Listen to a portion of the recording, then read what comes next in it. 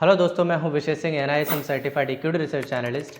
दोस्तों, आज आपके सामने ना मैं बहुत शॉकिंग फैक्ट लेकर के आया हूं और वो ये है कि आपका नॉर्मल ETF के कंपैरिजन में स्मार्ट बीटा ETF आपको हज़ारों लाखों रुपए के रिटर्न ज़्यादा निकाल करके देता है सेम टाइम में। चलिए समझते हैं कैसे।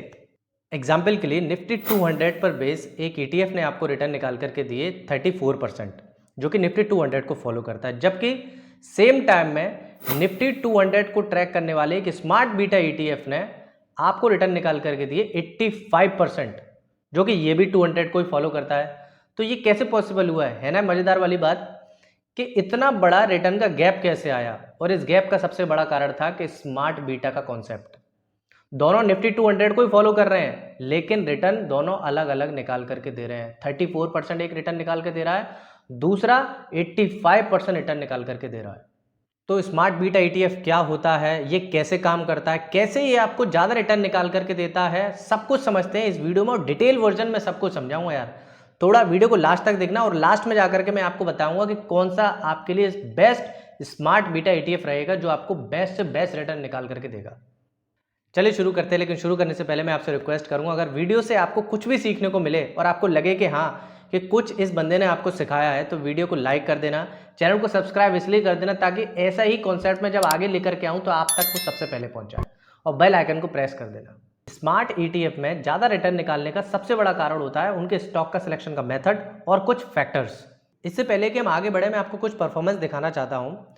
एक ट्रेडिशनल और स्मार्ट बीटा के कंपैरिजन में आपको दिखाना चाहता हूं उनके रिटर्न में कितना बड़ा कंपैरिजन है। आप देख सकते हैं हमने दो ETF लिए यहाँ पर। एक पहला लिया निफ्टी 20 और दूसरा लिया हमने एक स्मार्ट बीटा ETF जिसका नाम है कोटक निफ्टी 50 वैल्यू 20। ये दूसरा ETF है। निफ्टी 20 ने जो रिटर्न निकाल करके दिए हैं, आप ये देखिए 25% के रिटर्न निकाल के दिए हैं एक साल में। और जो किसको फॉलो करता है, निफ्टी 50 को ये ट्रैक करता है। मतलब निफ्टी 50 में जो भी स्टॉक होंगे उनको ही ये उनमें ही अपना पैसा इन्वेस्ट करेगा निफ्टी 20। लेकिन कोटक निफ्टी 50 वैल्यू 20 जो है वो भी इंडेक्स किसको फॉलो करता है, निफ्टी 50 में ही स्टॉक को फॉलो करता है। लेकिन अंडरलाइन जो इसका इंडेक्स है वो है निफ्टी 50 वैल्यू 20। मतलब जो इसमें फैक्टर ऐड किया है वैल्यू। कौन सा फैक्टर ऐड किया है, वैल्यू। जिस फैक्टर की वजह से इन्होंने 20 स्टॉक का सिलेक्शन किया है, वैल्यूएबल 20 स्टॉक। 50 में से कोई वैल्यूएबल 20 स्टॉक का सिलेक्शन किया जिसने रिटर्न निकाल करके दिए 35% के रिटर्न। तो ये है स्मार्ट बीटा की ताकत। स्मार्ट बीटा ने दिया, देखो दोनों फॉलो कर रहे हैं निफ्टी 50 को ही, लेकिन स्मार्ट बीटा ने दिया 35% का रिटर्न और निफ्टी 20 ने दिया 25% का रिटर्न। इसमें कौन सा फैक्टर ऐड किया है, वैल्यू फैक्टर। दोनों के एक्सपेंस रेशियो में 0.04% का एक्सपेंस रेशियो, लेकिन इनका थोड़ा सा एक्सपेंस रेशियो ज्यादा होता है, 0.14% का इसका एक्सपेंस रेशियो है। लेकिन रिटर्न की बात करें तो इसने 10% का रिटर्न एक्स्ट्रा निकाल करके आपको दिया है। अब इसमें जो फैक्टर यूज हुआ था वो है वैल्यू फैक्टर।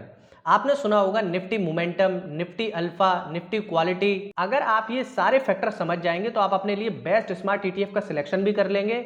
आप ये भी समझ जाएंगे कि स्मार्ट बीटा ETF कैसे ज्यादा रिटर्न निकाल करके देता है।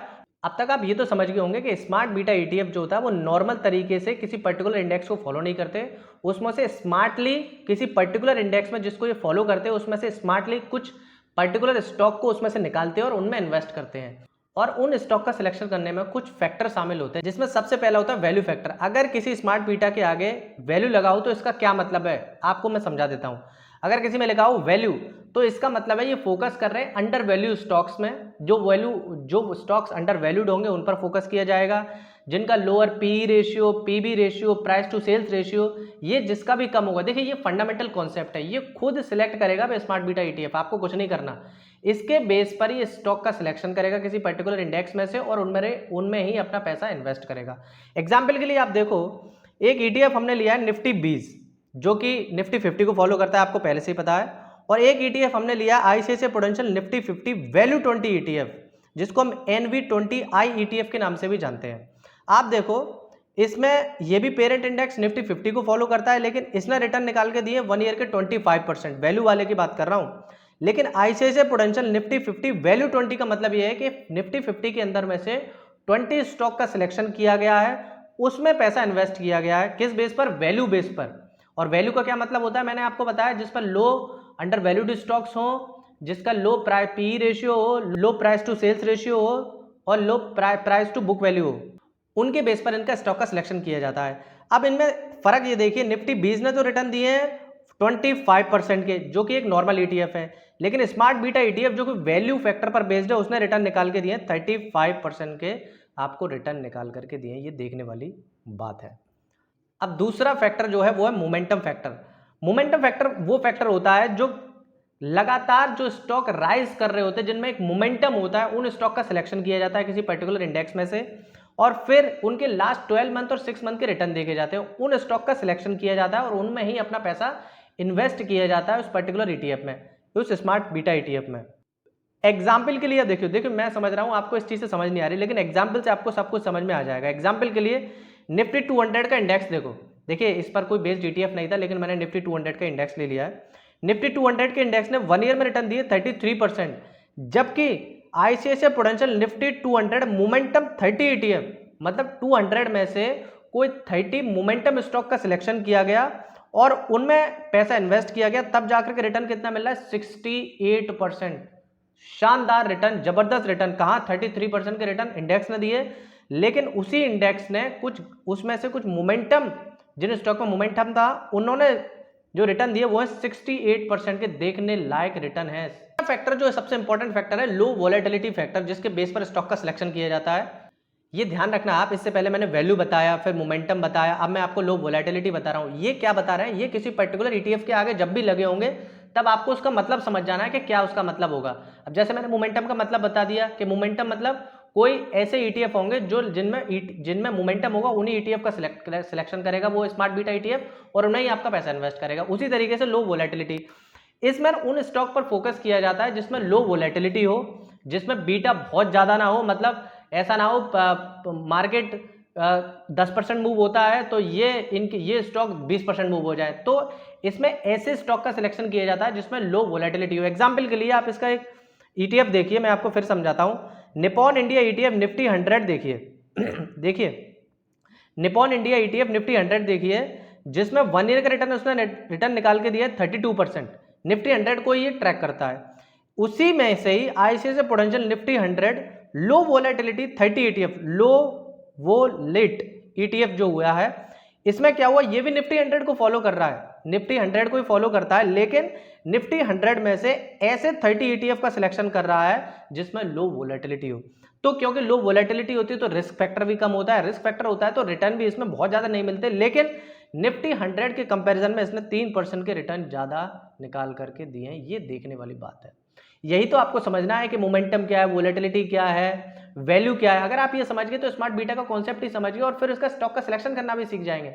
नेक्स्ट फैक्टर होता है स्मार्ट बीटा ETF में जो कि काउंट करते हैं, वो है क्वालिटी फैक्टर। क्वालिटी फैक्टर में सिंपल एक परफॉर्मेंस देखी जाती है कंपनी का बैलेंस शीट स्ट्रांग है, कंपनी का प्रॉफिटेबिलिटी रेशियो क्या है, कंपनी ने रिटर्न ऑन इक्विटी क्या दिया है, कंपनी ने ROC return on capital employed ROC ही क्या दिया है। अब ये सब कुछ आपको देखने की जरूरत नहीं है, स्मार्ट बीटा ETF खुद देख लेगा और अपने उसके बेस पर कुछ गिने चुने स्टॉक को फिल्टर आउट करेगा किसी पर्टिकुलर इंडेक्स में से। एग्जाम्पल के लिए आप देखिए, निफ्टी 200 पर बेस्ड इंडेक्स है, निफ्टी 200 इंडेक्स, इस पर कोई ETF नहीं है क्वालिटी के ऊपर, लेकिन आप ये देखिए इसने 33% के रिटर्न निकाल करके दिए। लेकिन ICICI prudential Nifty 200 quality 30 ETF, quality ETF, इसमें कौन सा फैक्टर ऐड हुआ है, क्वालिटी वाला, इसने जो रिटर्न निकाल करके दिए हैं वो है 36%, मतलब 3% फिर भी इसने ज़्यादा रिटर्न निकाल करके दिया है, क्योंकि इसने 200 में से 30 ऐसे स्टॉक को फिल्टर किया है जिसमें क्वालिटी है, जिनके बैलेंस शीट स्ट्रांग है, जिनके फंडामेंटल स्ट्रांग है, उनके बेस पर ही इन्होंने स्टॉक का सिलेक्शन किया है निफ्टी 200 के अंदर और उनमें अपना पैसा इन्वेस्ट किया। सब कुछ आपको कुछ नहीं करना, ये बना बनाया सब कुछ आपको मिल जाएगा। नेक्स्ट फैक्टर जिस पे स्मार्ट बीटा ETF काम करता है वो है अल्फा फैक्टर। अभी अल्फा फैक्टर क्या होता है मैं आपको बता दूं। देखिए निफ्टी 50 के अंदर मान के चलो, निफ्टी 200 के अंदर निफ्टी 200 ने रिटर्न दिए 10% के, लेकिन निफ्टी 200 के अंदर ही कोई ऐसा स्टॉक है, जो कोई शेयर है जो 10% से ज़्यादा रिटर्न निकाल करके दे रहा है, मतलब उसका ज़्यादा अल्फा है। तो निफ्टी 200 के अंदर ये ऐसे स्टॉक का सिलेक्शन करेगा, अगर हम निफ्टी 200 के ETF को देखते हैं तो जिसमें ज़्यादा अल्फा हो, जिसने किसी पर्टिकुलर इंडेक्स को आउट परफॉर्म किया हो, उसके बेस पर ये स्टॉक का सिलेक्शन करता है। अब एग्जांपल के लिए देखिए, आपको समझ में आ जाएगा। निफ्टी 200 इंडेक्स ने जो रिटर्न दिया 33% का रिटर्न दिया, लेकिन Nifty asset Nifty 200 alpha 30 ETF ने पता है कितने % का रिटर्न निकाल के दिया है, 82% का रिटर्न निकाल करके दिया है। आप खुद देखो, निफ्टी 200 इंडेक्स ने तो 33% रिटर्न दिया, लेकिन इसने रिटर्न कितना दिया? मिराई एसेट का निफ्टी 200 अल्फा 30। एक बात मैं आपको बता दूं, ये जितने भी मैंने अभी स्मार्ट ETF आपको एग्जाम्पल के लिए समझाए, कोई इसमें डिस्क्लेमर दे दूं, इनमें इन्वेस्टमेंट की कोई मैं आपको राय नहीं दे रहा, ये सिर्फ एग्जाम्पल के पर्पस के लिए समझा ताकि आपको स्मार्ट बीटा का कॉन्सेप्ट समझ में आए। तो आप देखो, इसने जो रिटर्न निकाल के दिए 82% का, मतलब क्या हुआ है, 200 में से ऐसे 30 स्टॉक का सिलेक्शन किया गया है जिसमें जिनका अल्फा बहुत अच्छा था, जिन्होंने मार्केट, जिसने इंडेक्स को आउट परफॉर्म किया। 33% कहाँ 82% रिटर्न, देखने वाली बात है, यही तो आपको देखना है। और आपसे मैं रिक्वेस्ट करूंगा, अगर आपको अभी तक कुछ सीखने को मिला है तो चैनल को सब्सक्राइब कर देना। अगर आपको लगे कि हाँ मैंने कुछ सीखा है, और वीडियो को लाइक बिल्कुल कर देना, और कमेंट में मुझे बताना कि आपको स्मार्ट बीटा कॉन्सेप्ट अभी आपको समझ में आ रहा है या नहीं आ रहा है। आप जो भी कमेंट करोगे मैं डेफिनेटली इसका रिप्लाई जरूर करूंगा। आपको समझ में आया, नहीं समझ में आया, आप मुझे कमेंट बॉक्स में मुझे बता सकते हैं। तो इस तरीके से ये सारे फैक्टर इसमें काम करते हैं, और आप इसमें डिविडेंड भी फैक्टर भी काम करता है। अगर आप डिविडेंड से ऊपर देखना चाहते हैं, अब आपको बहुत सारों को ये कंफ्यूजन होगा कि डिविडेंड ETF में पे कैसे किया जाता है। अगर आपको अभी तक ये कंफ्यूजन है कि डिविडेंड कैसे दिया जाता है ETF में, तो इसके लिए मैंने डेडिकेटेड वीडियो बना दी है, डिटेल वर्जन मैंने सबको समझाया कि ETF का डिविडेंड किस तरीके से आप तक पहुंचाया जाता है। आप ये वाली वीडियो देख लेना, उसमें आपको सब कुछ समझ में आ जाएगा। अब सबसे बड़ा सवाल होगा कि सबसे अच्छा स्मार्ट बीटा ETF कौन सा होता है। तो देखिए, इसके लिए भी क्या किया है इन्होंने, कुछ फैक्टर्स को ऐड कर दिया, मल्टीपल फैक्टर को, और उससे मिलाकर के जो फैक्टर मिलता है उससे, जैसे आपने मिश्र धातु पढ़ा था बचपन में, एक धातु का कुछ गुण, मतलब एक अलॉय दूसरे अलॉय को मिलाकर के एक दूसरा अलॉय बनाया गया। उसी तरीके से इन दोनों फैक्टर को, कुछ फैक्टर को मिलाकर के एक नया ETF बनाया गया है। इसको स्मार्ट बीटा ETF कहेंगे। जैसे कि मैं आपको समझा देता हूं, आप स्क्रीन पर देखिए, मिराई एसेट का निफ्टी 200 अल्फा 30 ETF है, ठीक है। अब इन्होंने क्या किया है, ये ETF अल्फा फैक्टर पर बेस्ड है, उसने रिटर्न निकाल के दिए 82% के, ठीक है। क्योंकि अल्फा है, इसमें थोड़ा सा रिस्क ज़्यादा होता है और इसमें वोलेटिलिटी भी कहीं ना कहीं ज़्यादा होती है। तो इन्होंने क्या किया, इसकी वोलेटिलिटी घटाने के लिए इसमें ICICI प्रूडेंशियल निफ्टी 100 लो वोलेटिलिटी 30 ETF को भी कंबाइन कर दिया गया, जिसमें ऐसे स्टॉक होंगे, जिसमें ऐसे स्टॉक 30 होंगे जिसमें लो वोलेटिलिटी होगी। उसने रिटर्न दिए 35%। इन दोनों को मिलाकर के एक ETF बनाया गया है जिसका नाम है ICICI प्रूडेंशियल निफ्टी अल्फा लो वोलेटिलिटी, मतलब अल्फा भी है जिसमें लो वोलेटिलिटी भी है, दोनों का कॉम्बिनेशन हो गया। और उसने रिटर्न निकाल करके दिए जो कि निफ्टी 100 और मिड कैप 50 को ट्रैक करता है, और 1 ईयर का रिटर्न इसने निकाल करके दिए 51% के। तो आई होप आपको आज स्मार्ट बीटा ETF का कॉन्सेप्ट समझ में आ गया होगा। जो कुछ भी समझ में आया मुझे कमेंट बॉक्स में जरूर बताना, मुझे बहुत अच्छा लगेगा। वीडियो को लाइक कर देना, चैनल को सब्सक्राइब कर देना अगर आपको कंटेंट अच्छा लगा हो और कुछ सीखने को मिला हो। थैंक यू सो मच, मिलते हैं नेक्स्ट वीडियो के साथ, तब तक के लिए बाय बाय, टेक केयर।